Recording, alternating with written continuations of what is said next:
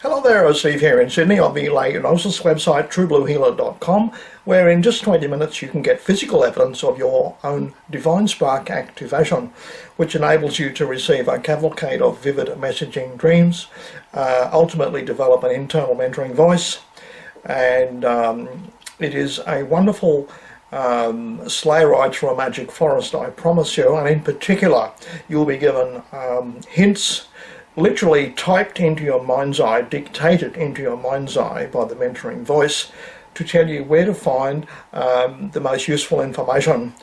And I know you all suffer from information overload, so you can have a go at that to improve your understanding of the world around you.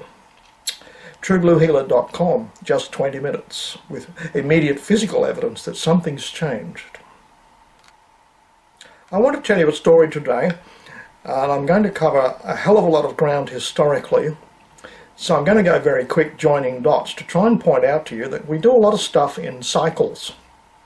And I'm sure you already know that some of the greatest dress designers of all time, they finished their career by representing the very first dress they ever designed some 50 years ago, because there's limits to the variations you can have in variations of design. There's just a limit to what you can have around any concept, you see. And as dress designs change, intellectual dressing up changes too. There's fashions in that. And many people enjoy going through fashions of ideology, that sort of thing. And there's certain groups of people who stick with one ideology all the time. So that's kind of interesting. They're a contrast, and I'm sure you can guess who we are referring to. But I'm going to start this story right at the end of the first half cycle so that you know where we're going, where we're starting from, right? So the end of the first half cycle, and we're going to go backwards from that point. And the end of the first half cycle is the Immigration Minister, Mr. Dutton, in a newspaper clip linked below, warning that genocide is coming in South Africa for a white tribe living there. They've been there for many hundreds of years, 500 years, and but they're facing genocide, and the Australian Immigration Minister is saying we should do something about this, perhaps make it easy for them to come to Australia as refugees like so many other people do. And the Immigration Minister, Mr. Dutton, is being called all the names under the sun for being a racist, for even caring about white people, which is beginning to reveal who true racists really are. They're all the SJW Marxist fanatics, you see. So it would seem to be a very good idea for Australia to do that, but governments move so slowly to do these things. He can see another Rwanda coming. Do you remember Rwanda? 500,000 people butchered, killed with machetes, knives and guns.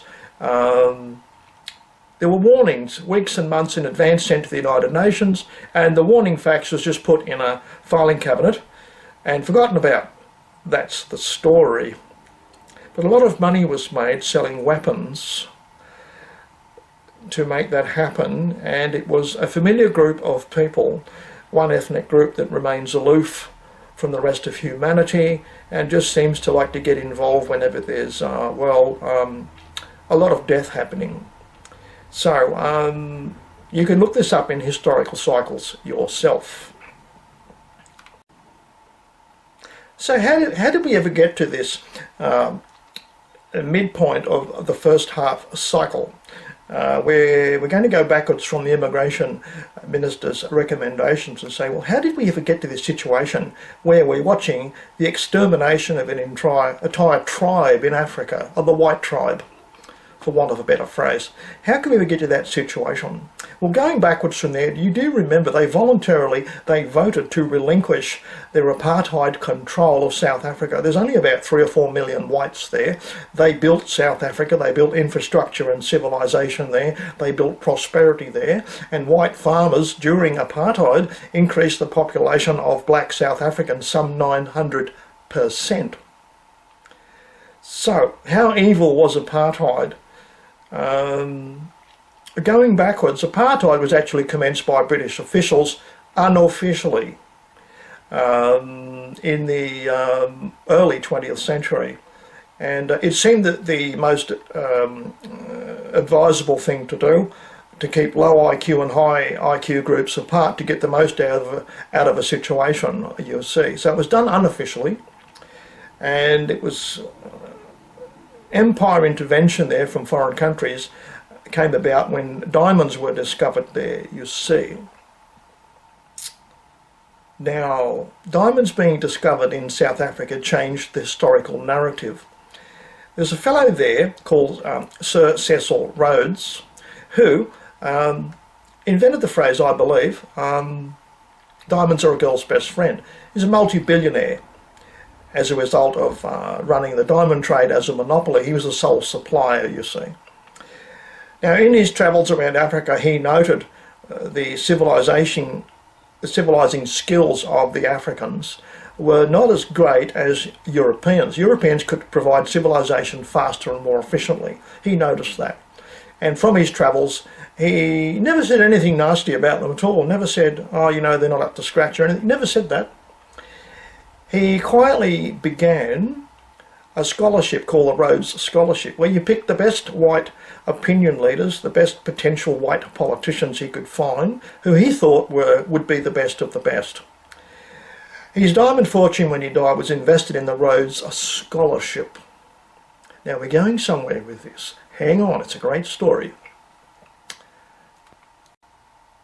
So selecting the very best of the best to lead the Western world, to lead European civilization, Cecil Rhodes took a distinct role. He put serious money into producing all sorts of foundations that picked the very best up-and-coming politicians and polished them and nurtured them for positions of power later on because of their obvious skills, intellectual, social, oratorial, etc. Now there's nothing really much wrong with that, trying to advance your own civilization. Nothing at all, as far as I can tell. But let's be honest about this, and really we shouldn't need to apologise for it. It's really based on empirical evidence. It's that this race is a bit better at building civilization than that race. That was his conclusion from spending most of his life in Africa and becoming an internationally famous diamond supplier, multi-billionaire, you see. So what was wrong with all that? Well, not much at all, really. He noticed that Africans didn't care much about diamonds beneath their feet and didn't know what to do with gold and that sort of thing when it was found in rivers and that sort of stuff. And so he decided to make use of it because he knew how to do it. And this changed political attitudes in South Africa, you see, and it's greatly affected African history. So far in the story, you've got the best of the best people being chosen, handpicked by university authorities or something, according to the charter he drew up for picking the best of the best to advance civilization. Now here's where the story gets rather amusing, because you could interpret this as racism, though it just seems to be merit-based promotion, basically. Let's nurture the very best people we can find who have got the early signs of merit intellectually, in terms of oratory skills and all that sort of thing. Let's just nurture them from university on, or even before that, and we'll give them scholarships to make sure that they produce something useful and productive in their working lives, basically for civilization. Now, what's actually wrong with that? I can't see too much wrong with it. A criticism of this could be, and it always has been, and probably always will be, that this was race-based racism, like we're always hearing from SJW people, racist, racist, racist. But he was simply using meritocratic ideas to get the best out of the best people available. It doesn't matter what colour they are. So now there's a humorous part to this. This is the funny part, the next part of the story. Remember, we're going to explain how the Immigration Minister got to the position of, just today in the newspapers, seriously talking about the coming genocide of the white tribe in South Africa. Right? We're going to get there by talking about the next part of the story, going forward again in time now. Bob Hawke was an up-and-coming Australian greatly liked. He had a political life He had great power. He was head of the Australian Council of Trade Unions. He was a staunch Labor supporter. He was much admired by Australians because he always seemed to be against the system, always anti-establishment, and he was a hard-drinking, hard-swearing alcoholic. Enough people who got to know him warned, actually. They made the comment that you really seem to be, Bob, you really seem to be in the wrong party. Now, I can remember reading this when I was a kid in the 1960s and the 1970s, you see, and I didn't understand all this at the time, so as usual, you just remember it, right?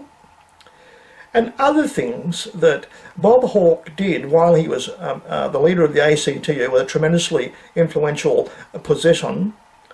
He used to visit a little desert kingdom, and he used to cry. He was filmed crying in front of this great big wall thing, you see, and he had funny headgear on. This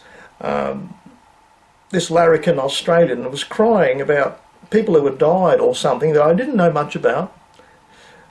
I couldn't understand why he was crying about a tiny ethnic group when in a war where 75 million people died, he cared.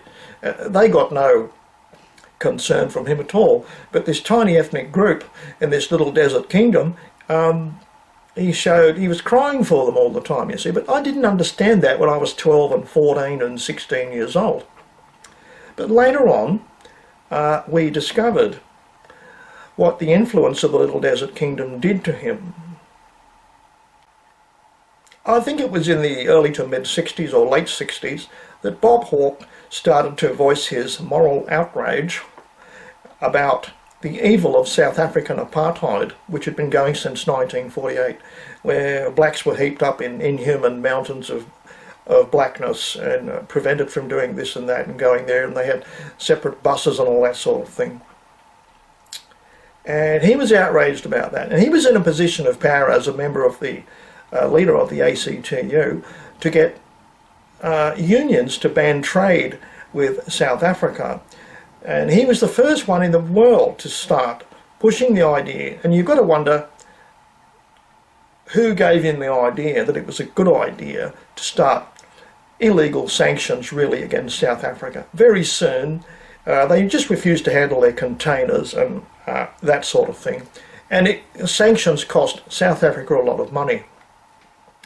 Countries all over the world soon followed suit, and it played a significant role in the downfall of apartheid, you see.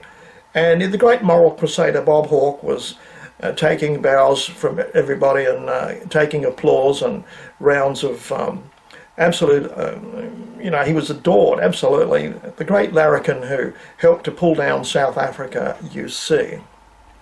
Now, previous to that, he'd been to this little desert kingdom, and more things came to light many years later, decades later.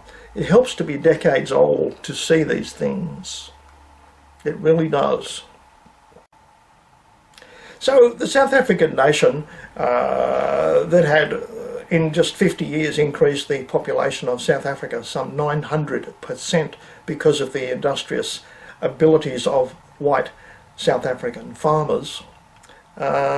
Because of these sanctions, and even, surprise, surprise, even Hollywood produced movies where the worst villains in the movie were South Africans. Do you remember that? South Africans were so evil in some Hollywood movies for a period. Do you remember that? All these things contributed to the white South Africans began to believe all the propaganda, you see. Now, does that sound familiar? The white South African tribe began to believe all the propaganda, that they were the source of all evil. Intellectuals wrote books about the evil regime and that sort of thing, and they all contributed to the white tribe of South Africa voluntarily, democratically, relinquishing control of the parliament, that sort of thing, and allowing elections to install their great campaigning hero, who was in fact Mr. Nelson Mandela, lauded throughout history as one of the greatest men of the century, that sort of thing, the great liberator. But in fact he wasn't. He was actually a high official in the South African Communist Party, and we all know that communism comes from one ethnic group. don't we? It's actually based on a religion they practice and hold most high. And it's the same desert kingdom that Bob Hawke went to cry a lot. Can you see something coming together here, and a cycle is repeating? Can you see that yet? That's how the story's going. So I want you to appreciate the irony here of an Australian larrikin, hard-drinking, alcoholic larrikin, who later became Australian Prime Minister, but totally changed, almost schizophrenically, because he stopped drinking and he was no longer the larrikin anymore. He became deeply conservative when he became Australian Prime Minister. And the scalp under his belt, which will forever go down in history, was that he was the first to introduce sanctions against the evil, racist apartheid regime of South Africa, you see. But he got all the benefits of a racist Rhodesian scholarship. He was a Rhodes scholar, much touted, much vaunted, a brilliant legal mind, everyone said. The story used to flow in front of him wherever he went. He was always, oh, the famous Rhodes scholar, Bob Hawke, yes, yes, yes. He benefited greatly from the racist scholarship of the Rhodes system of selecting the best and the brightest. And here he turns around with his racist scholarship, telling South Africa that they are, evil because they are racist. Now, it's a bit hard to take, isn't it? But we all go through these changes of fashion, like hemlines of dresses and stuff like that, right? Apparel changes with fashion, and we do the same thing with ideological dressing up. It's just a different story told a slightly different way, and in the short term you don't notice it, but long term you do when you've been around for a few decades. So here we do have irony so thick you can cut it with a knife, and it makes us think, do we really know what we're doing, or are we just going through these idiotic cycles of intellectual dressing up where we forget where we started? So we've got moralistic high ground Bob Hawke, president of the ACTU in Australia, moralising from his position of getting a race-based scholarship that South Africa was evilly racist and had to be torn down. It could not be tolerated. Yet it was the correct observation of Cecil Rhodes that selected people like Bob Hawke for his scholarship to get the best of the best out of the white races, because they seemed to be the leaders of the civilised world at the time when he made that assessment from a lifetime living in Africa, you see. So, and that's where Cecil Rhodes got his money from, diamonds and gold in South Africa. So much irony here, and it's just plain ridiculous that now we've gone back to the point where the white South African tribe was convinced via democratic action to relinquish control, basically give it away, and let the blacks govern themselves, which they plainly cannot do. There's a black Jamaican judge who is qualified to say, and the only one who's actually said out loud, that there's no modern functioning black society. There isn't one. They're not successful at civilization. A black Jamaican judge said that. He just said, look at the map. He runs through a list of them, chats about them. You can find it somewhere. So some groups benefit from being ruled by others. South Africans, their population went up some 900% due to the influence of white industrious farmers producing vast amounts of food that was never in existence previous to their arrival. So since Nelson Mandela freed black South Africans from the terrible apartheid prison they were living in, their living standard has dropped dramatically. And it's just getting worse. The murder rate's gone from, I think it was 150 murders a year to 50 a day. Think about that. Do the arithmetic. That's serious, isn't it? They're using the South African top elite military to kill farmers in homesteads, farmers who are homeless, helpless civilians who just live in remote homes, and they use cell phone jamming equipment, so they can't even make distress calls when they're under attack. nor can they live stream the massacre of their own families. It's important to do it all very quietly, you see. This has been coming out of South Africa basically because of the internet and a few opinion leaders there. These are sufficient to impress Australia's Immigration Minister, Mr. Dutton, to say we could launch an effort. We could launch an effort to get some people out of there because another Rwanda-style massacre is coming, and you may find the Desert Kingdom people helping to organise this coming massacre too. It's funny. It's really quite funny when you discover this years later. Black politicians have given their assent to the slaughter of millions of the white tribe.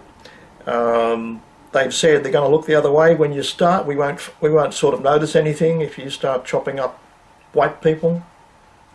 They've given their assent. There's no opposition to it in the South African political system.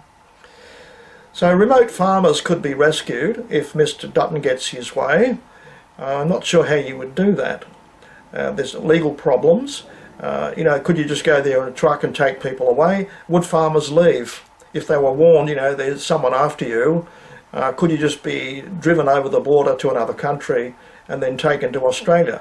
I dare say Australia could benefit from an industrious bunch of people with a proven track record. No other country seems to care about them. No other country seems to care about this white tribe of Africa, which is just another gene pool worth preserving, like the white rhino and the Bengal tiger. But it's not fashionable to approve of people who build civilizations anymore. And always behind these swings of opinion, cyclically we notice, are the same Desert Kingdom people. We notice this. They're very influential in South Africa. That's been noticed if you do some reading on the internet. The internet's wonderful for finding out what really goes on and who really works for who. And who's a cardboard cutout and who's actually pulling the strings behind the cardboard cutout, you see. So I often wonder so much about why we're all so dedicated to all like being wannabe David Attenboroughs and saving the white rhino and saving the Bengal tiger, and then we just sit there and let genocides happen over and over again. We care more about animals than people, and that's a question I'd like to put to Jordan Peterson actually. Why do we invest so much in adoring our dogs and cats and Bengal tigers and precious animals, and while massacres go on wholesale all over the damn place, and we are immune to that? We've learned to live with that. Something I'd like to ask Jordan Peterson's opinion on that. Maybe someone could put it to him somewhere. It's a soft question. He couldn't really go wrong about that with that one. He wouldn't be taking any risks answering it.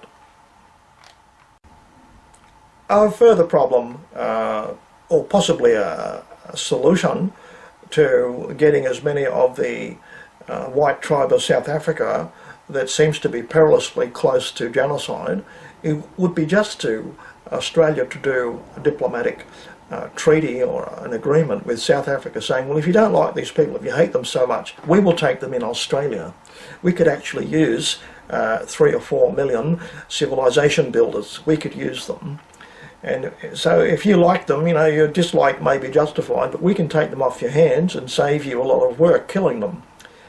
However, I don't think the South African government would be agreeing to that, because it seems to be satisfying a bloodthirsty need that they have, that we see common to Africa, the land of suffering.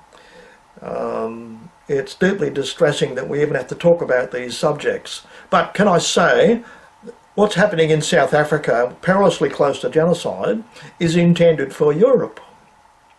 You get enough of these bloodthirsty African people. Not all of them are like that, by the way, but enough of them are, a percentage of them is, and you're going to do the South Africa thing again in Europe. So South Africa's a kind of rehearsal.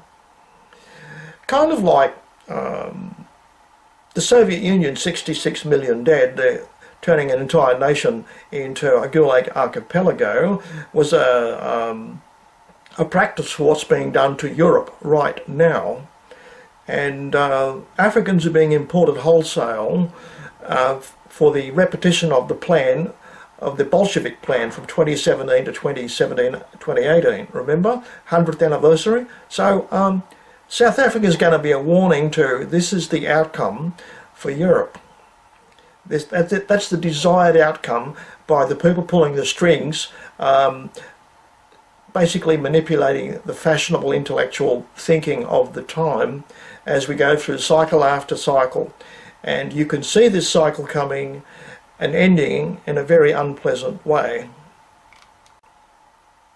What to do about this cyclic disaster thing that's happening? Well, there's actually good things about cyclic behaviours, and I'm going to put this in the next video. I think this video is probably too long already, but the solution to this problem I see, there's already glimmerings of the next half cycle starting with a restorative effect, bringing us back to normal, more fact-based and evidence-based. Okay, that's going to be in the next video.